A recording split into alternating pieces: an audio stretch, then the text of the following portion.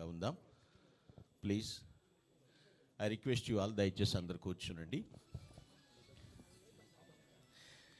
ఉదయకాల సమయంలో ఈ యొక్క దేవుని యొక్క సన్నిధానంలో కీర్తిశేషులు డాక్టర్ వైఎస్ రాజశేఖర రెడ్డి గారి యొక్క 77వ జయంతిని పురస్కరించుకుని ఇక్కడ చేరిన ప్రతి ఒక్కరికి హృదయపూర్వక శుభములు తెలియచేస్తున్నాను. ప్రార్థన చేసుకునే కార్యక్రమం మనం ప్రారంభించుకుందాం. దయచేసి తలల వంచి కండ్లు మూసుకుని ప్రార్థన చేద్దాం. మహాపరిశుద్ధుడా, ప్రేమగల మా తండ్రి, మా గొప్ప దేవ, మా స్తుతులకు పాత్రుడా, స్తోత్రార్హుడా, ఆకాశముని సింహాసనముగాను భూమిని పాదపీఠముగా చేసుకొని సర్వ సృష్టిని నేను నీతితోను న్యాయముతోను పరిపాలించుచున్న మా గొప్ప దేవ, సర్వోన్నతుడా, సర్వశక్తిమంతుడా, సర్వాధికారి, సర్వసృష్టికర్త, నీకే వందనాలు స్తోత్రాలు చెల్లిస్తున్నాం ప్రభువా. ఆశ్చర్యకరుడా, ఆలోచనకర్త, బలవంతుడైన దేవుడా, నిత్యుడువగు తండ్రి, సమాధానకర్తగా అధిపతి, నీకే స్తుతులు స్తోత్రాలు చెల్లిస్తున్నాము ప్రభువా. ఎక్కడ 2-3 కూడి నా నామములో ప్రార్థిస్తారో అక్కడ నేను ఉంటానని వాగ్దానం చేసిన గొప్ప దేవా, మీకు స్తోత్రాలు. స్వర్గీయులు కీర్తిశేషులు శ్రీ వైఎస్ రాజశేఖర సార్ గారి యొక్క 77వ జయంతి సందర్భముగా నాయన ప్రభువా, నీ సన్నిధిలో నీతిమంతులను జ్ఞాపకము చేసుకునడము ఆశీర్వాదకరమని నీ వాక్య లేఖనాలను బట్టి తండ్రి, ఆ నీతిమంతులను జ్ఞాపకం చేసుకుంటుండగా మీరే మమ్మల్ని దీవించండి, ఆశీర్వదించండి అయ్యా. మీకు స్తోత్రాలు. ఈ ఉదయకాల సమయంలో నాయన పాడుచున్న పాటల్లో మీరుండండి, వాక్య పరిచయలు తోడుగా ఉండండి. ప్రారంభ ప్రార్థన మొదలుకొని ముగింపు ప్రార్థన వరకు మీ సన్నిధి మాతో ఉంచండి తండ్రి. మీకు స్తోత్రాలు. శరణమ్మ గారిని మీరు క్షేమంగా మీరు తీసుకొచ్చినందుకు మీ స్తోత్రాలను ఆయన మీరు దీవించండి, ఆశ్రయించండి. అనిల్ సార్ దీవించండి, ప్రియమ్మ గారిని, పెద్దమ్మ గారిని, విజయమ్మ గారిని, అంజలి పాపను, నాయన రాజబాబును, అందరిని మీరు పేరు పేరున ఆశీర్వించయ్యా. నీకే స్తోత్రాలయ్యా, నీకే మహిమ, నీకే ఘనత, ప్రభావాలు ఆరోపిస్తూ యేసు క్రీస్తు ప్రశస్తమైన ఉన్నతమైన నామంలో స్తుతించి ప్రార్థించి అడిగి పొందుకొని ఉన్నాము తండ్రి, ఆమేన్. కూర్చుందాం. ఒక కీర్తన పాడుకుని ప్రభు నామాన్ని ఘనపరుద్దాం. పాటల పుస్తకం నుంచి సాంగ్ నెంబర్ 217, 217వ పాట. భజన చేయుచు భక్త పాలక అనేటువంటి కీర్తన పాడి ప్రభుని ఘనపరుద్దాం. భజన చేయుచు భక్త పాలక ప్రస్తుతింతు నీ నామమును.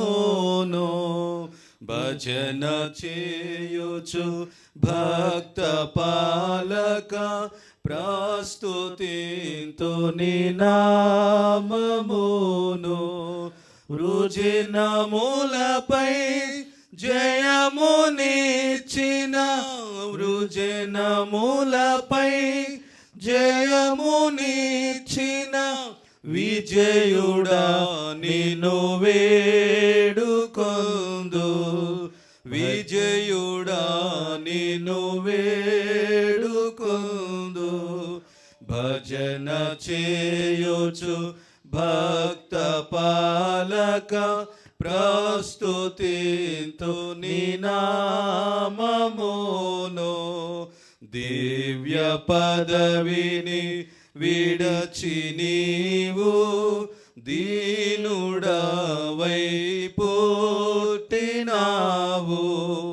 దివ్య పదవిని విడిచి నీవు దీనుడవై పుట్టినావు.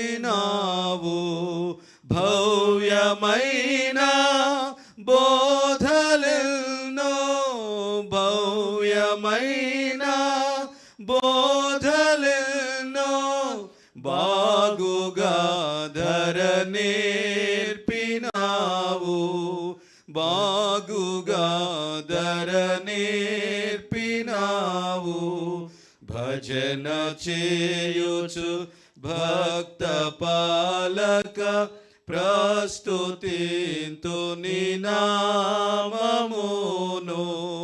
నరులగావను పరము నుండి ధరకు నీవు వచ్చినావు. నరులగావను పరము నుండి ధరకు నీవు వచ్చినావు. పరుడనైనా నా కొరకు నీ పరుడనైనా నా కొరకు నీ ప్రాణము నార్పించినావు, ప్రాణము నార్పించినావు. భజన చేయుచు భక్త పాలక ప్రస్తుతింతు నీ నామమును. చెడిన వాడా నైనా నన్ను చేరదీసి బ్రోచినావు. చెడిన వాడా నైనా నన్ను చేరదీసి బ్రోచినావు.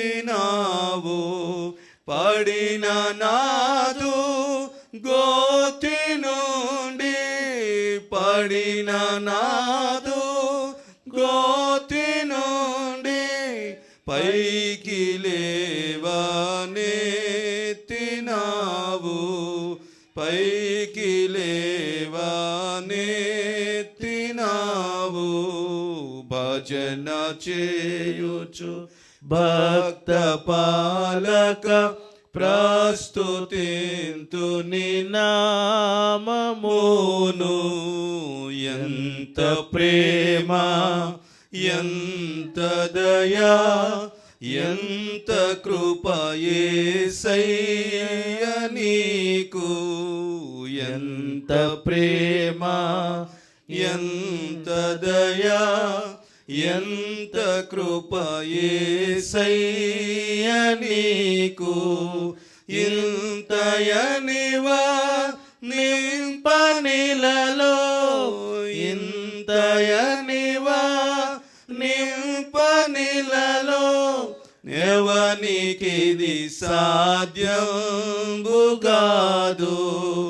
ఎవనికిది సాధ్యంబుగాదు.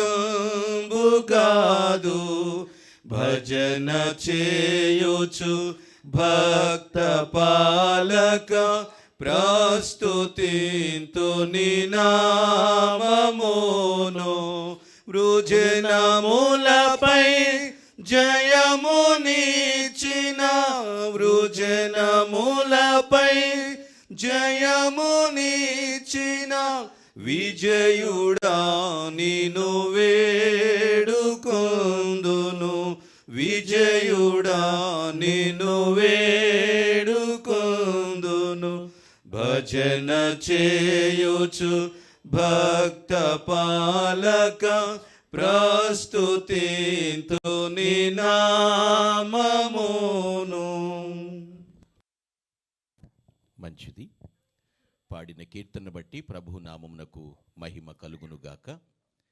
ఈ సందర్భంలో దేవుని వాక్యమును మనం చదువుకుందాం.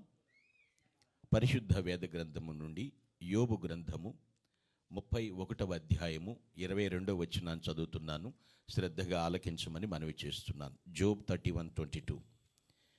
నా బాల్యము మొదలుకుని దిక్కులేనివాడు తండ్రి భావముతో నన్ను భావించి నా యొద్ద పెరిగెను. నా తల్లి గర్భమందు పుట్టిన నాట నుండి దిక్కులేని వానికి నేను మార్గదర్శినైతిని. ప్రభునందు ప్రియులరా, ప్రియులు, కీర్తిశేషులు, మరువజాలని నాయకుడుగా కీర్తి ప్రసిద్ధికెక్కిన శ్రీ వైఎస్ రాజశేఖర రెడ్డి గారి యొక్క 77వ జయంతిని పురస్కరించుకుని విచ్చేసిన మీ అందరికీ కూడా హృదయపూర్వక వందనములు మరొకసారి తెలియచేస్తూ ఉన్నాను. ఈ లేఖన భాగంలో ఒక భక్తుని గురించి మనం చదువుకున్నాం. ఆయన యోబు. ఒక నిబంధన చేసుకునేటువంటి భక్తుడిగా జీవించాడు. ఈరోజు వారిని ఎందుకు మనము ఇలా మననం చేసుకుంటూ మనలేకుండా ఉన్నాము అంటే కారణం ఉంది ప్రియులారా. ఈ భూమి మీద దేవుని యొక్క కుమారుడుగా జీవించినటువంటి డాక్టర్ వైఎస్ఆర్ గారు, నేనంటాను ద గ్రేట్ రోల్ మోడల్ అని చెప్తాను. ఎందుకు అంటే గొప్ప మాదిరి ఆయన చూపించి ఈ భూమి మీద జీవించి వెళ్ళారు. ఎటువంటి మాదిరి అంటే వాక్యమును బట్టి మాట్లాడగలను, అన్ని విషయములలో మాదిరి చూపించారు. పౌలు భక్తుడు కూడా అంటాడు, అన్ని విషయములలో మాదిరి. అంటే ఒక వ్యక్తి ఏ దశలోనైనా, బాల్యమైనా, యవ్వనమైనా, కౌమార వృద్ధాప్యం ఏదైనప్పటికీ కూడా ఒక రోల్ మోడల్గా నడవాలి. అందుకే ఇన్ని సంవత్సరాలు గతించినప్పటికీ కూడా ఒక రోల్ మోడల్గా జ్ఞాపకం చేసుకుంటూ ఉన్నాం. ఈ జన్మదినోత్సవం నాడు ప్రియులరా, వారిలో ఉన్నటువంటి ఆ మాదిరి ఏమిటండి అని అడిగితే ఒక 5 సత్యాలు ఈరోజు మీతో నేను పంచుకుంటాను.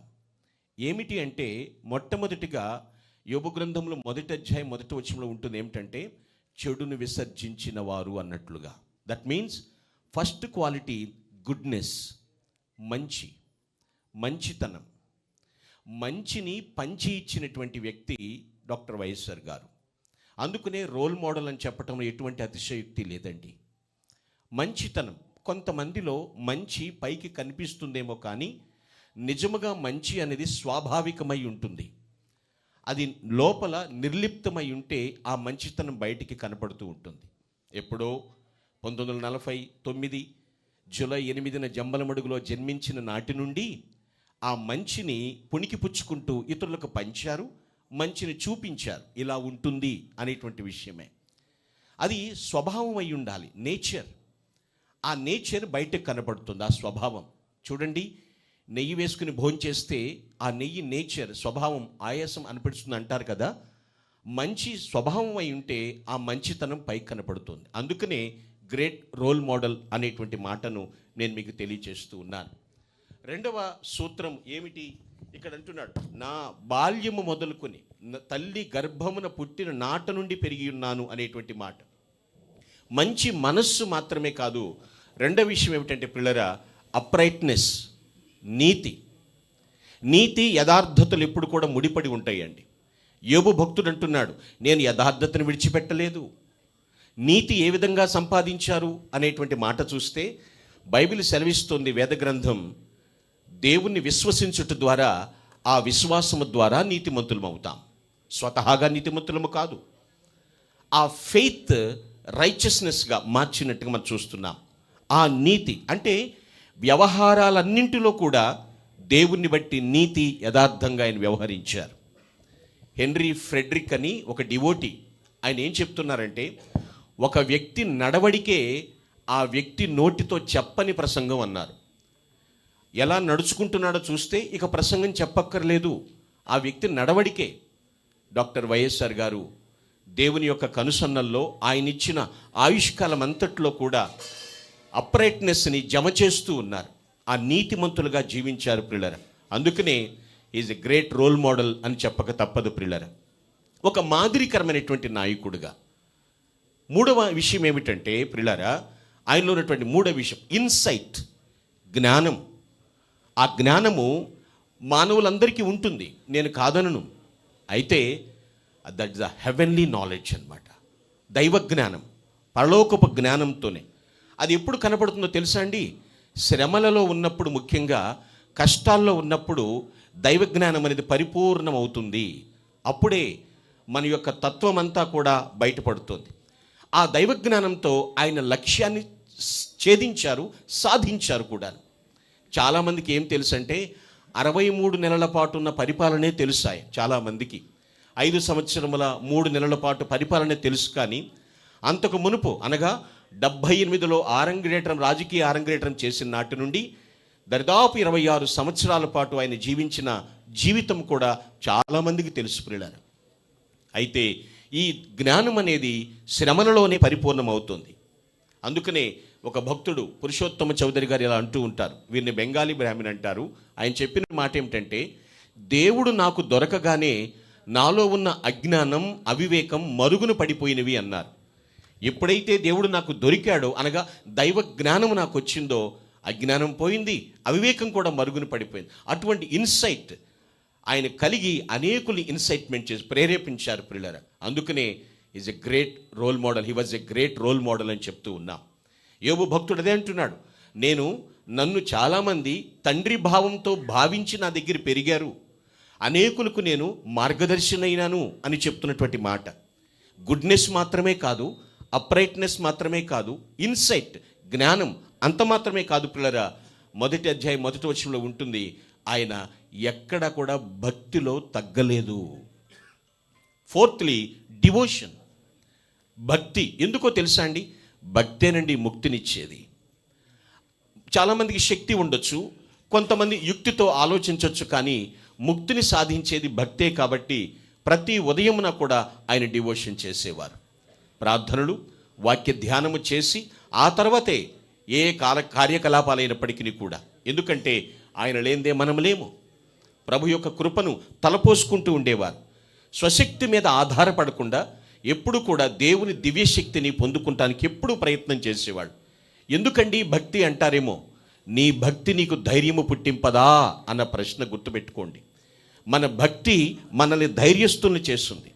అయితే మరి నిష్కళంకమైనటువంటి భక్తి అంటే ఏమిటంటే, బైబిల్లో ఉంది, నిస్సహాయులను, పేదలను, బలహీనులను ఆదుకొనుట, ఈ లోక మాలిన్యం అంటకుండా జీవించుట. అది డాక్టర్ వైఎస్ఆర్ గారి జీవితంలో నెరవేరింది. ఎందుకంటే అనేక మంది చీకట్లో ఉన్న జీవితాలకు వెలుగునిచ్చాడు ఆయన. ఆయన జీవితం ఎలా మారింది, ఆయన భక్తి ఎలా మలిచిందంటే 3-4 తరాలు పోయేటట్లుగా ఆయన పెట్టినటువంటి పథకాల ద్వారా బ్రతికినటువంటి పిల్లలు ఇప్పుడు యవ్వన స్థాయిలో ఉండి, నా ఈ బ్రతుకు ఆ మహానాయకుడు పిచ్చింది అని చెప్తున్నారంటే ఏమండి, నేను అంటాను, భక్తి అనేకమైనటువంటి కార్యాలు చేయటానికి పురికొల్పుతుంది. ధైర్యంగా ముందుకు వెళ్ళిపోయారు ఆయన. శ్రమలైన, కష్టాలు, అవమానాలు తీసుకున్నారు, నిందలు తీసుకున్నారు, కానీ భక్తిలో తగ్గలేదు. ఆ భక్తి ఆయనకి ధైర్యాన్ని ఇచ్చింది. ఎందుకంటే ఒక మాట ఉంటుంది, ఆయన ఏం చెప్తున్నాడంటే, stand with God and he will stand with you always. మనము దేవునిలో నిలబడినప్పుడు దేవుడు మన కోసం ప్రతిరోజు కూడా మన పక్షాన నిలబడతాడు. ఆయన డివోషన్ చేశారు. This is the 4th principle. 5వది, చివరిది, ఎందుకు ఆయన నాకు రోల్ మోడల్, నేను ఎందుకు ఆ మహానాయకుడిని మననం చేసుకోవాలి అంటే చివరి విషయం ఏంటో తెలుసా అండి? యోబుని బట్టి నేను చెప్తూ ఉన్నాను. ఫైనల్లీ 5th ఎండ్యూరెన్స్, సహనము. సహన పరుల ముందు సాతానుడు కూడా ఓడిపోవలసింది. ఎక్కడా కూడా తొందరపడలేదు. నిబ్బరంగా నిలువుటద్దంలాగా నిలబడినటువంటి వ్యక్తి. ఏదో చేసేస్తారు, ఏదో చెందేస్తారు అన్న సమయంలో మౌనంగా ఉండటం, సహించటం, అదొక అలంకారం అండి ప్రియులారా. అదొక రూపాలంకారం అన్నమాట. ఆ సహనం వారి జీవితంలో ఉంది. ఎందుకంటే ప్రియులారా, మిన్ను వచ్చి మీద పడినా సరే ఆయనకు 2 విషయాలు తెలుసు. ఏమిటంటే, ఏది ఏమైనప్పటికీ జరిగిన కూడా ప్రభు నాతో ఉన్నాడు, పరిష్కారం చూపిస్తాడు. ఈ 2 విషయాలు. చిరునవ్వు. ఆ చిరునవ్వుకు కారణం ఏమిటి నాయన అంటే, గాడ్ ఈజ్ విత్ మీ, దేవుడు నాతో ఉన్నాడు, ఆయన నాకు పరిష్కారం చూపిస్తాడు. అందుకనే he was a great role model, గొప్ప మాదిరి. ఎందుకు మాదిరి అంటే, ఆయనే మార్గదర్శిగా జీవించాడు అనేక మందికి. ఈరోజు నేను కొంతమంది ఈ తరం నాయకులతో ముచ్చటించినప్పుడు చెప్పే మాట ఏమిటంటే, మీరు ఎలా ముందుకు వెళ్తున్నారు అంటే, నాకు రాజకీయం తెలియదండి, కానీ సేవ చేయటం మాత్రం వైఎస్ఆర్ గారు చూపించారు, దాన్ని బట్టి ముందుకు వెళ్తున్నాను.